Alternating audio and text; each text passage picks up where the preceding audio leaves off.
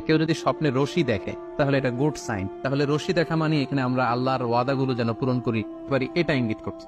এরপর স্বপ্নে যদি আমরা কাক দেখি এটা সাধারণত একটা নেগেটিভ সাইন। আমরা যদি স্বপ্নে লম্বা কাপড় দেখি এটা গুড সাইন। আর খাটো জামা থাকলে সাধারণত এটা নেগেটিভ সাইন। অর্থাৎ যার জামা লম্বা তার মানে তার তাকওয়া বেশি বা তার দিনদারি বেশি। আর স্বপ্নে যদি কারো জামা খুব ছোট খাটো বা জামাহীন অবস্থায় কাউকে দেখা হয় এটা সাধারণত তার দিনদারি কমে যাচ্ছে বা তার তাকওয়া is decreasing day after day. স্বপ্নে যদি কেউ দেখে সে দুধ খাচ্ছে এটা একটা ভালো সাইন, তার জ্ঞান বৃদ্ধি পাবে বলে এটা একটা সাইন বা আলামত বহন করে। এবার স্বপ্নে যদি কেউ দেখে যে সে আজান দিচ্ছে এটাও ভালো সাইন। স্বপ্নে আজান দেয়া এটা সাইন হচ্ছে সে হয়তো অচিরে হজ করতে যাবে। এবার স্বপ্নে যদি কেউ গর্ত দেখে যে সে গর্ত খুঁড়ছে বা তার জন্য কেউ গর্ত খুঁড়ছে এটা ষড়যন্ত্রের সাথে সম্পৃক্ত। এবার স্বপ্নে যদি কেউ নৌকা দেখে জাহাজে আরোহণ করছে বা নৌকায় আরোহণ করছে এটা তার জন্য একটা ভালো সাইন, সে কোনো বিপদ থেকে মুক্তি পাবে বলে ধারণা করা যেতে পারে। ইমাম মুহাম্মদ ইবনে সিরিনের কাছে এক লোক এসে বলল যে ইমাম, হে ইমাম, আমি স্বপ্নে দেখেছি যে আমি একটি শস্য ক্ষেত্র চাষ করছি কিন্তু কোনো ফসল হচ্ছে না, এটা মানে কি? তিনি ব্যাখ্যা করে দিলেন আনতা তাআজিলু আন ইমরাআতিক, অচিরেই হয়তো তোমার স্ত্রীর সাথে তোমার সেপারেশন হয়ে যেতে পারে।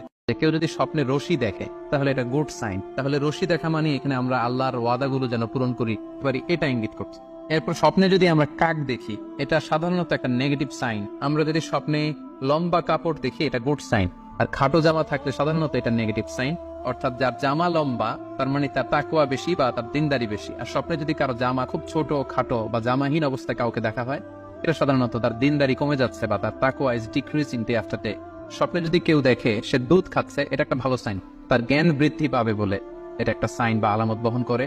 এবার স্বপ্নে যদি কেউ দেখে যে সে আজান দিচ্ছে এটাও ভালো সাইন।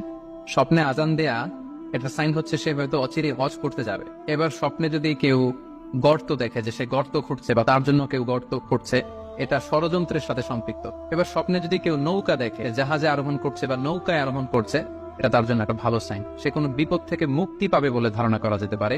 ইমাম মুহাম্মদ ইবনে সিরিনের কাছে এক লোক এসে বলল যে ইমাম, হে ইমাম, আমি স্বপ্নে দেখেছি যে আমি একটি শস্য ক্ষেত্র চাষ করছি কিন্তু কোনো ফসল হচ্ছে না, এটা মানে কি? তিনি ব্যাখ্যা করে দিলেন আনতা তাআজিলু আন ইমরাআতিক, অচিরেই হয়তো তোমার স্ত্রীর সাথে তোমার সেপারেশন হয়ে যেতে পারে।